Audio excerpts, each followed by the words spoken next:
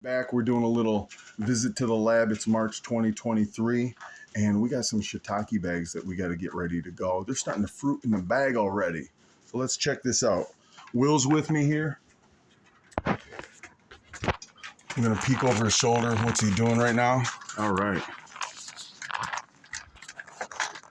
Slicing the top off the bag right now.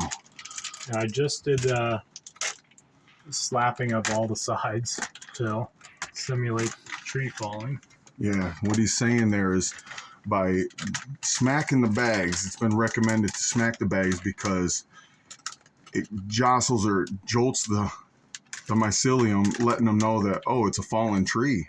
Or at least that's how we as humans understand it to work.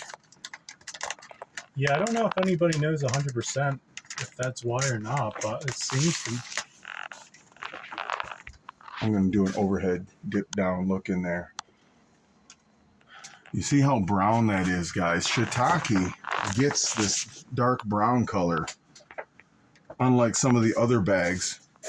Hey, we're going to get back to this guy in a minute here. He's beyond prime, so to say, for culinary, for looking good on a plate, but it doesn't mean it's not edible. I'll discuss that in a bit. All right, we're getting a second bag ready here. Introducing it to fruiting conditions today. It wasn't even waiting, as you can see, starting to fruit in the bag. Yeah, I thought, I want to get that white to turn brown, but it's already fruiting, so like you said, it was telling us, nope, I'm ready. And you can, of course, use scissors, as you know, too. I like to use a scalpel. Hey, it's the lab. We got scalpels at hand. Oh, yeah.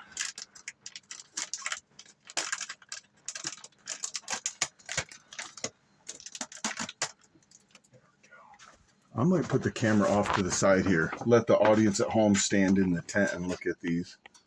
Here, let's look down in there. Can you guys see all that?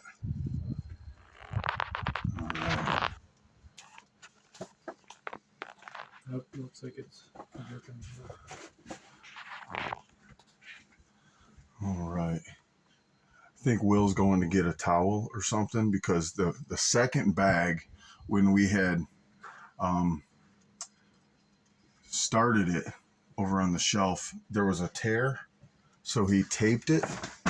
But at this point, maybe after smacking the bag, it has exposed a little leak, so we'll get a little drippage off the bottom of the bag. He's cleaning that up right now. But there was no sign of contamination. That's a good thing. Everything's looking good to go. We're excited to see some fresh shiitake growing from these. Yeah, it's because I used the micropore tape. Right. And I should have just used other tape. Oh. But I learned. Hey, if that's our biggest concern, was a little bit of drip. Right. I mean, we're doing pretty good. Oh, yeah. Yeah. Always a fun time in here. Shoot, we've got a little bit of oysters popping out, trying to break free here. I want to break free. I wonder if I can get them to be exposed right now. Here we go.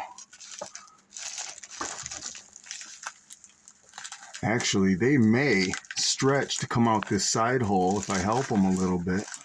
I don't know. I'm doing this one-handed because I'm holding the camera. All right, after the vid, I'm going to rip this open to let them out. I'll slice that open a little bit. But while you're doing that, he's changing out the water tank so this can start fogging up really good again. I'm going to rip this off right now. Here we go.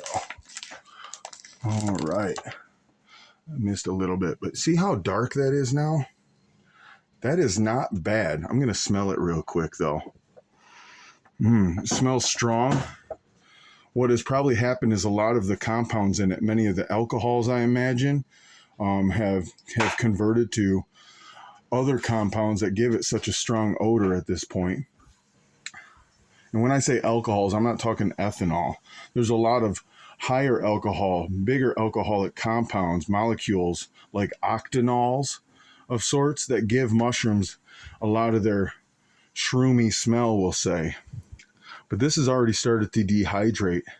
It was a little bit bigger and it had a whiter color, but everything looks clean. I'm going to end up finishing the dehydration. Yeah, that's a great thing about these tents. That they will just dehydrate it for you. Right. If you're like, oops, I forgot one. Well, it was dehydrated in a good environment. This will end up going in my coffees. Once I crumble it, dehydrate it, turn it into a powder. Give me a little brain boost. You know I need a brain boost. That last video I did, I don't know how many times I stuttered and stammered through some of those words.